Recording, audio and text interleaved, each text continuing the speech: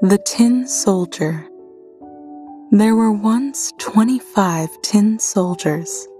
They all looked alike, as they had been made out of the same tin mold.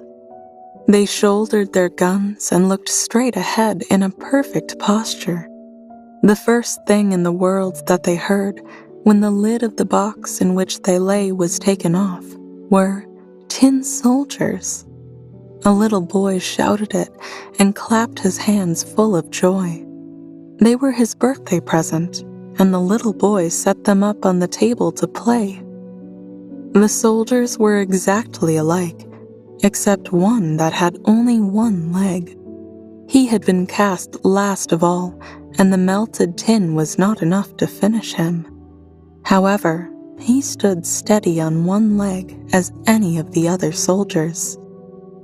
On the table, there were many other toys with the soldiers, but one that no eye could miss was a cardboard castle. Little rooms could be seen through the small windows. In front of the castle, there were several little trees around a mirror, representing a lake. Wax swans swimming on the lake were reflected in it.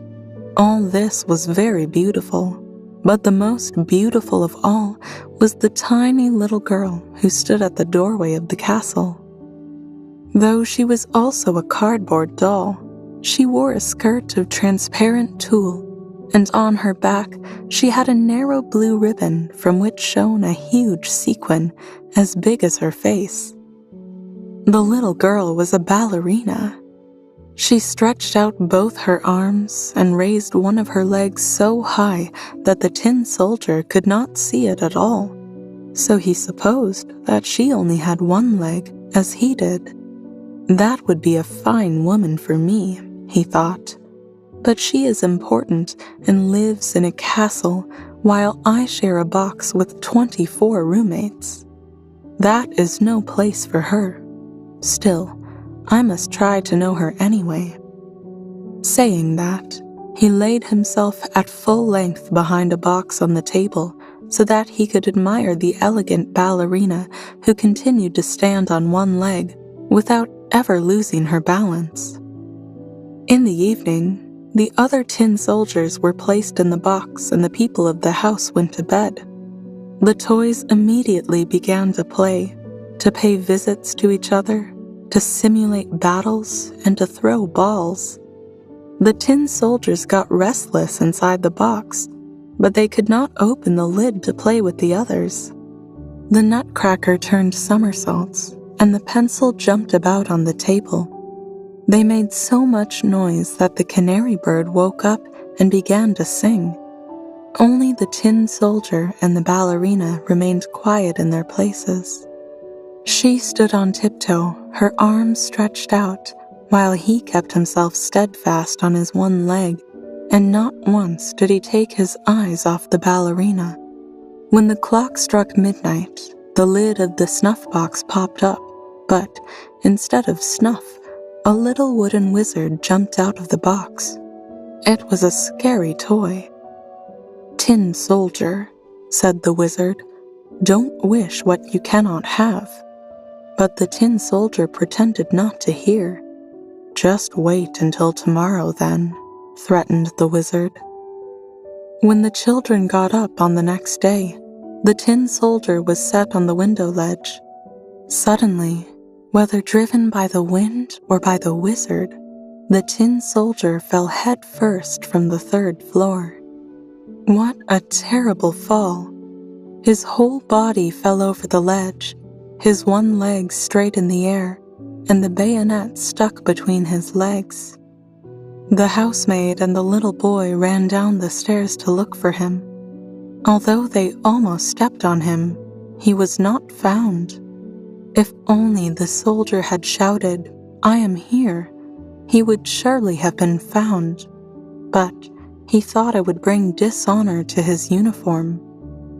Soon, a non-stop rain began, and shortly afterwards, it turned into a real deluge.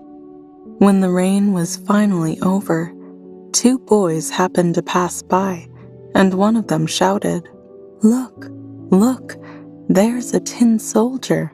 Let's put him to sail." The boys made a small boat out of a newspaper, placed the tin soldier in it, and sent him sailing down the gutter as they ran alongside him, clapping their hands. Wow, what big waves! The current was very strong because of the heavy rain. The paper boat rocked up and down, but despite this, the tin soldier stood as steady as ever.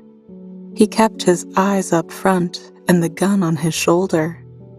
Suddenly, the boat was sailing through a dark passage of the channel, as dark as the box of the tin soldiers. "Where am I going?" wondered the soldier. I am sure this is the evil wizard's fault. If only I had that little girl with me, I would not care about this darkness." Then, a big sewer rat popped up. "Show me your passport," demanded the big rat. "Come on, hand it over." The soldier didn't say a word and held his gun tighter against his body. The boat kept on sailing with the big rat running after it, grinding his teeth and shouting, "Stop him! Hold him! He has not paid his toll, and he has not shown his passport." But the stream was growing stronger and stronger. The soldier could now see the daylight ahead, but he could also hear a strong sound that would frighten the bravest of us. The channel ended in a waterfall. If it was dangerous to us, just imagine what it would mean to the little tin soldier. The boat was too close to the waterfall to stop it, so down went the boat with the poor little soldier inside. He held himself as steadfast as possible without even losing his balance. The boat whirled around 2 or 3 times and ended with water to the top, and nothing could save it from sinking. The water reached the soldier's neck, and the paper boat got all soft and wet. He thought of the beautiful ballerina that he would never see again, and remembered the verses of a song while the water covered his head. "Soldier, the danger is grand, and what awaits you? Eternal rest." Then the paper boat fell to pieces, and the little soldier sank through it, but he was soon swallowed by a huge fish. The darkness inside the fish was even greater than it was in the channel, and how tight it was. But, brave as ever, he stretched his body and kept his rifle on his shoulder. The fish swam to and fro, making brutal movements until it finally stood still, and a flash of lightning seemed to pass through it. Daylight could be seen once more, and the soldier heard a voice say, "Ah, the little soldier." The fish had been caught, taken to market, sold, and brought to a kitchen where the cook cut it open with her big knife. She picked up the soldier and carried him into the room where everyone came to see the man who had traveled inside a fish. However, he was not proud of it. They placed him on the table, and what an amazing surprise! He found himself in the very same room from where he had fallen clumsily. He recognized the children and the toys that were on the table, the charming castle with the pretty little ballerina holding her leg in the air, as fearless as him. That touched the tin soldier so deeply that, if he could, he would have cried tin tears.